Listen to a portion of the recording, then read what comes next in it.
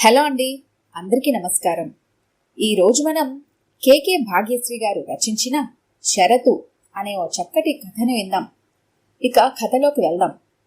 Many many happy returns of the day కోరస్గా అంటూ శారదా సత్యమూర్తుల చేతుల్లో పుష్పగుచ్ఛాన్ని ఉంచారు వారి పిల్లలు. Thank you my children.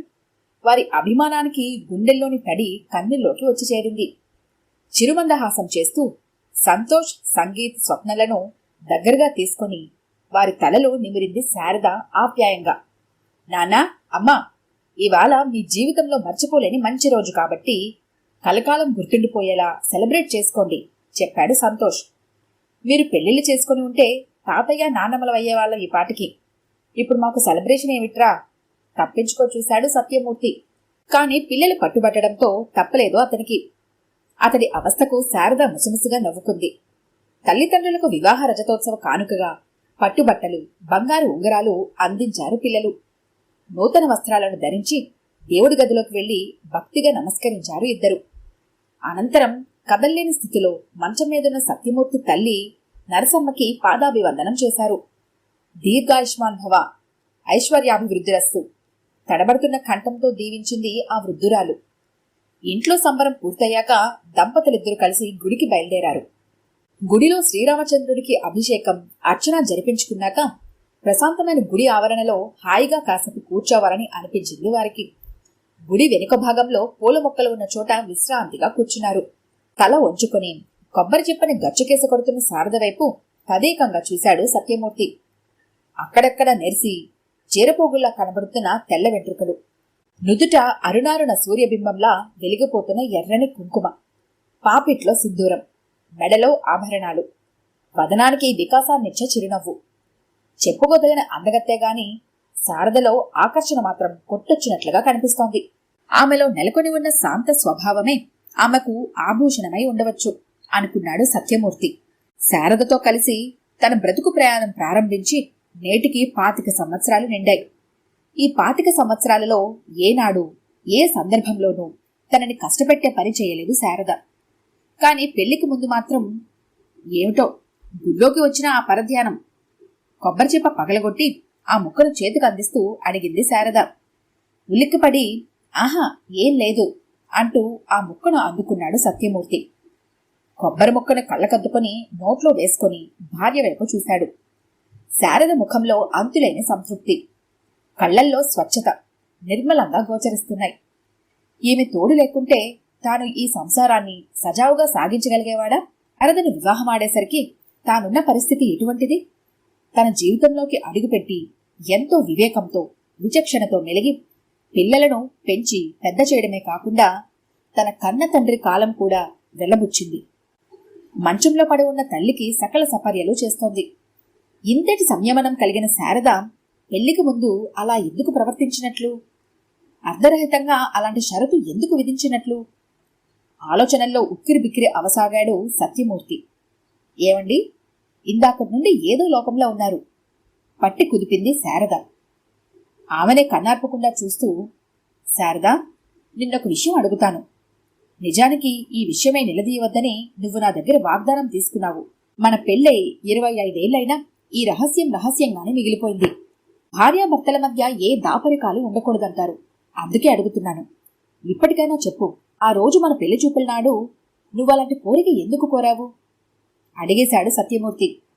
అయితే అతడు ఊహించినట్లుగా శారద ముఖ కవలికల్లో ఏ మార్పు లేదు. వదనంలో అదే ప్రశాంతత. పెదవులు విడవడకుండా నవ్వి, చెప్పి తీరాలంటారా అడిగింది శారద. ఆ తప్పనిసరిగా, ఇది మన పెళ్లి రోజు సందర్భంగా నువ్విచ్చే కానుకనుకుంటాను అన్నాడు సత్యమూర్తి. మన పెళ్లి చూపుల తతంగం మీకు గుర్తుండే ఉంటుంది ఉపోద్ఘాతంలా అంది శారద. ఎందుకుండదు? నడి సముద్రంలో నావలా నిస్సహాయ స్థితిలో అల్లల్లాడుతున్న తన జీవితం మలుపు తిరిగింది ఆనాడే. సత్యమూర్తి కళ్ల ముందు గత జ్ఞాపకాలు ప్రత్యక్షమైనాయి. నా మాట వినరా మూర్తి, ఎంతకాలం ఇలా ఒంటి బ్రతుకు బ్రతుకుతావు? సునంద పోయి ఇప్పుడే 2 ఏళ్లైపోయింది. పిల్లలిద్దరినీ సాకలేక నానా అవస్థ పడుతున్నావు. అమ్మక ఓపిక ఊడిగిపోతోంది. మీ అన్న వదినంటావా? ఎవరి బాధలు వారివి. ఇరుకు ఉమ్మడి కుటుంబం అన్న మాటే గాని ఒకరి గోడు ఒకరికి పట్టదు. అందుకే చెప్తున్నాను, నువ్వు మళ్ళీ పెళ్లి చేసుకుంటే గాని పిల్లలకి మంచి జరగదు. అరగంట నుండి సత్యమూర్తిని ఒప్పించడానికి విశ్వ ప్రయత్నం చేస్తున్నాడు అతని తండ్రి కేశవరావు. సత్యమూర్తి ఎటూ తేల్చుకోలేక సతమతం అవుతున్నాడు. అర్ధాంగి సునంద చిన్నాడి పురిట్లో అనారోగ్యానికి గురై మరణించి 2 ఏళ్లయింది. అప్పటి నుండి నరసమ్మే ఆ పసివాడి సంరక్షణ బాధ్యత వహించింది. ఆమెకే శక్తి తగ్గిపోతోంది. అందుకే పునర్వివాహానికి అంగీకరించమని ఒత్తిడి చేస్తున్నారు వారు. చాలాసేపు బ్రతిమాలి ఒంటరి జీవితంలో ఉన్న సాధక బాధకాలను వివరించిన మీదట అయిష్టంగానే పెళ్లిచూపులకు ఒప్పుకున్నాడు సత్యమూర్తి. కొడుకుని తీసుకుని దూరపు బంధువుల అమ్మాయి అయిన శారదను చూడటానికి వెళ్లారు కేశవరావు దంపతులు. శారద తల్లి లేని పిల్ల. సవతి తల్లి అదుపాజ్ఞలో ఆంక్షలతో ఒద్దిగ్గుగా పెరిగింది. అటువంటి పిల్లైతే సవతి పిల్లలను బాధ్యతగా సాకగలదని భావించి శారదను ఎంపిక చేసింది నరసమ్మ. శారదకు అప్పటికే 25 పైబడ్డాయి. అన్నేళ్ళు వచ్చినా పెళ్లి కాకపోవడానికి కారణం శారద సవతి తల్లే అంటారు తెలిసిన వారు కొందరు. అదేమీ కాదు, ఆమె జాతకంలో ఉన్న కొజదోషం వల్లనే ఆమెకింకా పెళ్లి కాలేదని వాదిస్తుంది ఆమె సవతి తల్లి. కుదురుగా తన ముందు కూర్చున్న శారదను చూసి తృప్తిగా నిట్టూర్చాడు సత్యమూర్తి. పెద్ద అందగత కాకపోయినా కలగల ముఖ కవలికలతో సామాన్యంగా ఉంటుంది శారద. వయసు 25 దాటడం మూలాన కాస్త ముదిరిపోయినట్లుగా కనిపిస్తుంది. తనకి పరిస్థితుల్లో కావాల్సినది సౌందర్యవతైన భార్య కాదు, అణకువగా అన్నీ చక్కబెట్టుకోగలిగిన సమర్థవంతురాలైన ఇల్లాలు. శారద సత్యమూర్తికి నచ్చింది. తను పెళ్లి చేసుకునేందుకు తన సంసిద్ధతను వ్యక్తపరిచాడు అతడు. మీరు నిర్ణయం తీసుకోబోయే ముందు నేను మీతో కొద్దిగా మాట్లాడాలి అంది శారద నెమ్మదిగా. ఉలిక్కి పడింది నరసమ్మ. అప్పటికి పెళ్లి చూపుల్లో ఆడపిల్లలు నోరు తెరిచి తమ ఉద్దేశాల్ని అభిప్రాయాల్ని సిద్ధపరిచే సదాచారం ఇంకా మొదలవలేదు. శారద మాటలకు గుడ్లును చూసింది ఆమె సవతి తల్లి. అదేమీ పట్టించుకోలేదు శారద. ఏమనుకున్నాడో ఏమో సత్యమూర్తి ఆమెతో ఏకాంతంగా సంభాషించడానికి అంగీకరించాడు. గదిలో కిటికీ దగ్గర నిలబడి చువ్వల చేత బిగించి అవతలికి చూస్తోంది శారద. తన ఉనికి తెలియపరుస్తున్నట్లుగా చిన్నగా దగ్గాడు సత్యమూర్తి. వెనుతిరిగి చూసింది ఆమె. చెప్పండి, ఏదో మాట్లాడాలి అన్నారు. నన్ను చేసుకోవడానికి మీకేమైనా అభ్యంతరమా అడిగాడు సత్యమూర్తి. వెంటనే ఏమీ మాట్లాడలేదు శారద. అతడికి అభిముఖంగా తిరిగి కాలి బొటనవేలితో నేల మీద ముగ్గులు వేస్తూ నిలబడింది. పర్వాలేదు, మీ అభిప్రాయాన్ని నిరభ్యంతరంగా నిర్మొహమాటంగా వెల్లడించవచ్చు, నేనేమీ అనుకోను అభయమిచ్చాడు సత్యమూర్తి. బెదురు కళ్లతో అతడి వైపు చూసింది శారద. నేను చెప్పింది విన్నాక నన్ను అపార్థం చేసుకోకూడదు మరి సంకోచిస్తూ అంది శారద. మెత్తగా నవ్వి ఏమీ అనుకోనని చెప్తున్నాగా, మీ మనసులో మాట చెప్పండి అన్నాడు సత్యమూర్తి. ఒక్కసారి ఊపిరి పీల్చి వదిలి మిమ్మల్ని చేసుకోవడం నాకిష్టమే. అయితే ఆగిపోయింది శారద. అయితే నేను మీ పిల్లల్ని సొంత తల్లిలా ఆదరించగలను. వారికి ఏ కష్టమూ కలగకుండా చూసుకుంటానని మాట ఇస్తున్నాను. దానికోసం నేను నా మాతృత్వాన్ని మానుకునేందుకు మాత్రం సిద్ధంగా లేను. అంటే అర్థం కాక అడిగాడు సత్యమూర్తి. సినిమాల్లో చూపించిన విధంగా పెళ్లికి ముందు గాని తరువాత గాని కుటుంబ నియంత్రణ ఆపరేషన్ చేయించుకునేందుకు నేను ఒప్పుకోను. నేను తల్లినైనా సరే మీ పిల్లలను నిర్లక్ష్యం చేయను. ధైర్యం కూడదీసుకుని తన అంతరంగాన్ని అతని ముందు పరిచింది శారద. సత్యమూర్తికి ఆమె అమాయకత్వానికి నవ్వొచ్చింది. అయినా నవ్వకుండా అలాగే కానియండి, మిమ్మల్ని అలా చేసి తీరాలని నేను ఆజ్ఞాపించలేదు. అయినా నిజ జీవితంలో సినిమాల్లోలా జరగదు. పెళ్లి కాని అమ్మాయికి ఎవరూ కుటుంబ నియంత్రణ ఆపరేషన్ చేయరు. అలా చేయడం చట్ట విరుద్ధం కూడా అన్నాడు. ఏమో, నాకవన్నీ తెలియదు. నా మనసుకు తోచింది చెప్పాను. సిగ్గుపడింది శారద. నాకు కావాల్సింది తల్లిని కోల్పోయిన నా బిడ్డల్ని అక్కున చేర్చుకొని ఆదరించే అమ్మాయి. అందుకోసం ఆమె తన మాతృత్వాన్ని త్యాగం చేయమని శాసించే మూర్ఖుణ్ణి కాదు. ఇంతేనా? నాతో పెళ్లికి అంగీకరించే విషయంలో మీకింకా సందేహాలేమన్నా ఉన్నాయా అడిగాడు సత్యమూర్తి. శారద వెంటనే బదిలీలేదు. ఆమె వాలకాన్ని బట్టి ఆమె తనతో ఇంకా ఏదో చెప్పాలన్న గుజ్జాటనలో ఉందని అర్థమైంది సత్యమూర్తికి. చూడండి శారద, వివాహ సౌధం అనేది నమ్మకమనే పునాది మీద నిలబడి ఉంది. మీరు నా పిల్లల్ని చక్కగా చూసుకుంటారని నేను నమ్ముతున్నాను. అలాగే నేను మీ మనసును నొప్పించే విధంగా ప్రవర్తించనని మీరు నమ్మాలి. పెళ్లికి ముందే ఏ అనుమానాలున్నా తీర్చుకోవడం మంచిది. ఆమెలోని ఆందోళనను పారద్రోలే ప్రయత్నం చేశాడు. నేను మీతో పెళ్లికి ఒప్పుకోవాలంటే మీరు ఇంకో షరతుకు అంగీకరించాల్సి ఉంటుంది. ఇంకో షరతా? అదేంటి? విస్మయంగా అడిగాడు సత్యమూర్తి. మీరు మన పెళ్ళవగానే వేరు కాపురం పెట్టాలి. మీరు నేను పిల్లలు తప్ప మరెవరూ ఉండకూడదా ఇంట్లో. కావాలంటే రోజు వెళ్ళి మీ వాళ్ళను చూసిరండి. వాళ్ళకి కావాల్సినవన్నీ చెయ్యండి. అంతేగాని కొన్నాళ్ళ పాటు మన ఇంటికి ఎవరూ రాకూడదు. పిల్లలు తరచూ అక్కడికి పంపకూడదు. బెరుగ్గా చెప్పినా స్థిరంగా ఉంది శారద కంఠం. అదిరిపడ్డాడు సత్యమూర్తి. అమ్మాయిని చూడగానే శాంతమూర్తిలా అనిపించింది. పిల్లల్ని కడుపులో పెట్టుకుని చూసుకుంటానన్నప్పుడు కోరి వరాలిచ్చే దేవతలా అనిపించింది. అంతలోనే అసరిపాతంలా ఇలాంటి షరతులు విధించిందేమిటి? ఇన్నాళ్లుగా తల్లిని పోగొట్టుకున్న తన పిల్లలను కంటికి రెప్పలా కాపాడిన తల్లిదండ్రులను విడిచి వేరు కాపురం పెట్టాలా? కంచుకోట లాంటి ఉమ్మడి కుటుంబ వ్యవస్థను వదిలి ఏకాకి బ్రతుకు బ్రతకాలా? ఇవి చెప్పడానికేనా ఆమె ఇంతసేపు నజ్జుగుజ్జులాడింది? ఇప్పుడేం చేయాలి తను? పెళ్ళై కొన్నాళ్లు గడిచిన తర్వాత వేరే కాపురం పెట్టమని అడిగిందంటే అర్థం ఉంది. ఇంట్లో వాళ్లతో సరిపడలేదు కాబోలు అని అనుకోవచ్చు. కానీ ఇంకా తనతో బంధం ఏర్పడకమునిపే ఇలాంటి షరతు విధిస్తోందంటే ఏమనుకోవాలి?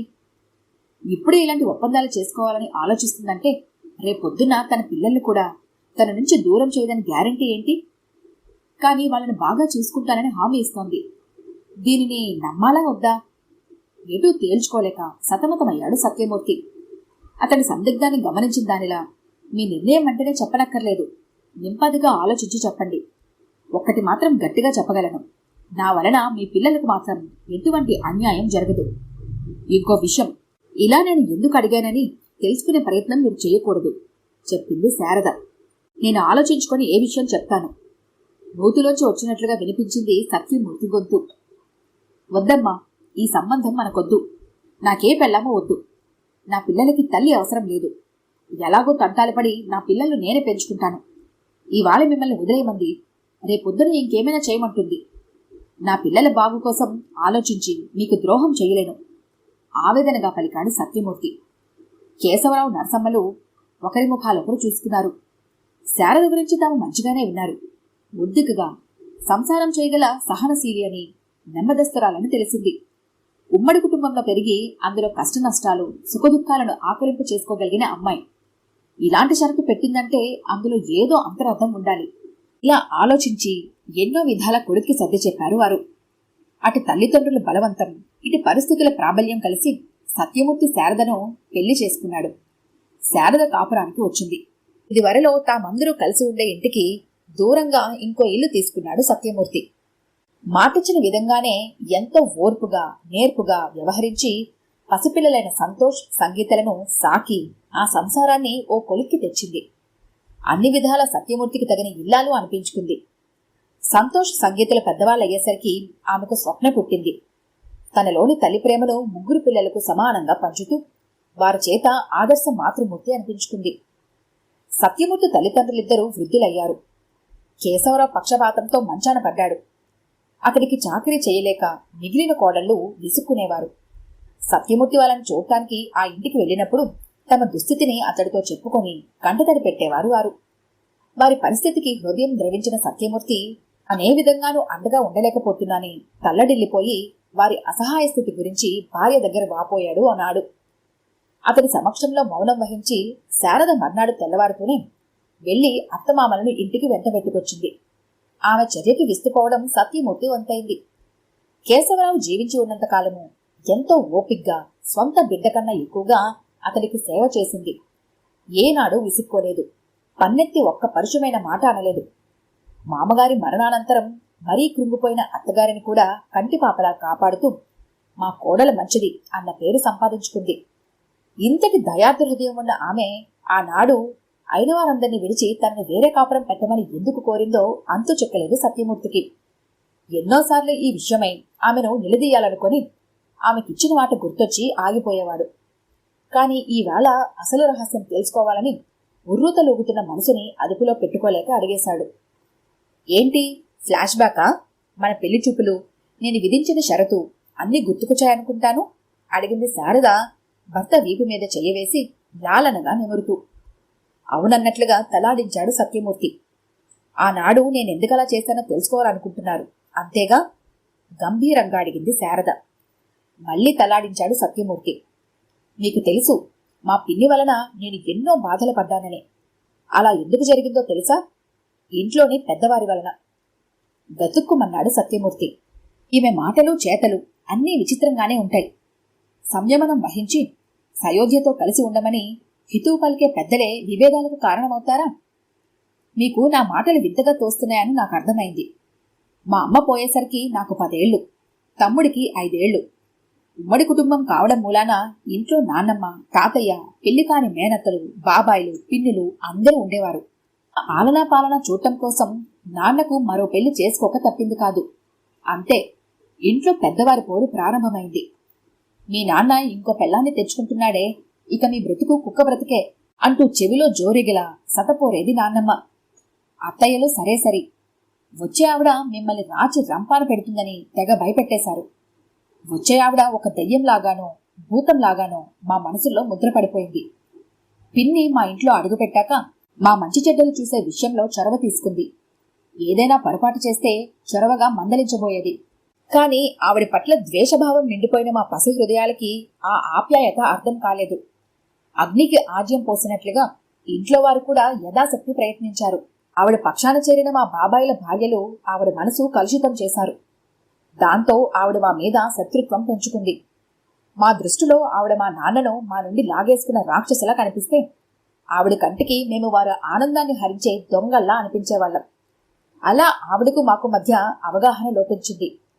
మా నడుమ ఎవరూ పూడ్చలేని అగాధం ఏర్పడింది. ఇదంతా ఇంట్లో ఉన్న సభ్యుల నిర్వాకమే అని తెలుసుకునే వయసొచ్చేసరికి పరిస్థితి విషమించింది. సవతి తల్లి పిల్లల్ని కాల్చుకు తినే రాక్షసులా ఆవిడ ప్రఖ్యాతి చెందింది. మీరు ఎంతో ఆశతో మీ పిల్లలకు మంచి తల్లిని తేవడం కోసమే నన్ను పెళ్లి చేసుకోవడానికి మొగ్గు చూపారని తెలిసాక నేను బాగా ఆలోచించాను. గతమంతా కన్నుల ముందు కదిలింది. తిరిగి నా విషయంలో కూడా అదే పునరావృతం అవడం నాకిష్టం లేకపోయింది. మీకు పిల్లలకి పూర్తి న్యాయం చేయాలంటే వారికి నాకు మధ్య వేరెవరూ అడ్డుగోడగా నిలవకూడదు అనిపించింది. స్వంత తల్లిలా వాళ్ళని హృదయానికి హత్తుకోవాలనుకున్నాను. వారు కూడని పని చేసినప్పుడల్లా మందలించి మంచి దారిలో పెట్టాలన్నా నాకు స్వేచ్ఛ కావాలి. ఆకలేసినప్పుడు కడుపు చూసి అన్నం పెట్టినా, అల్లరి చేసినప్పుడు కడుపు నిండా చీవాట్లు పెట్టినా అన్నింటికీ అమ్మే కావాలి అని వారి లేత మనసులకి అర్థం కావాలి. ఇంట్లో మరొక మనిషి ఉంటే అది సాధ్యం కాదు. పిల్లల మనసులు మట్టి ముద్దల్లాంటివి.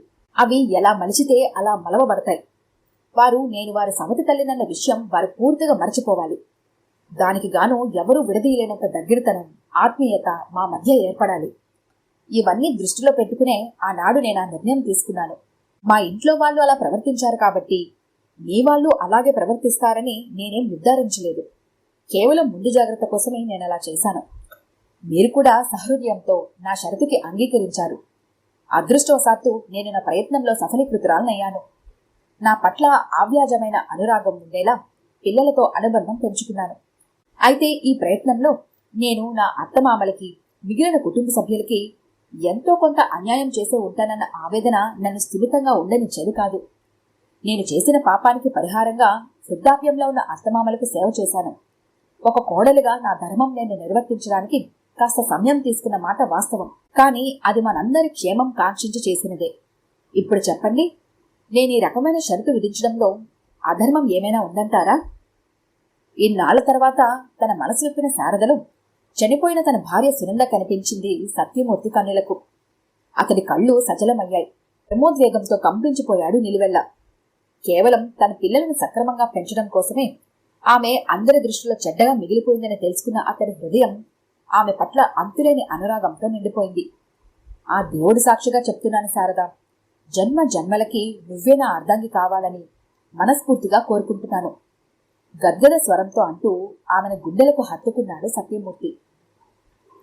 ఈ కథ కనుక మీకు నచ్చినట్లయితే లైక్ చేయండి, షేర్ చేయండి.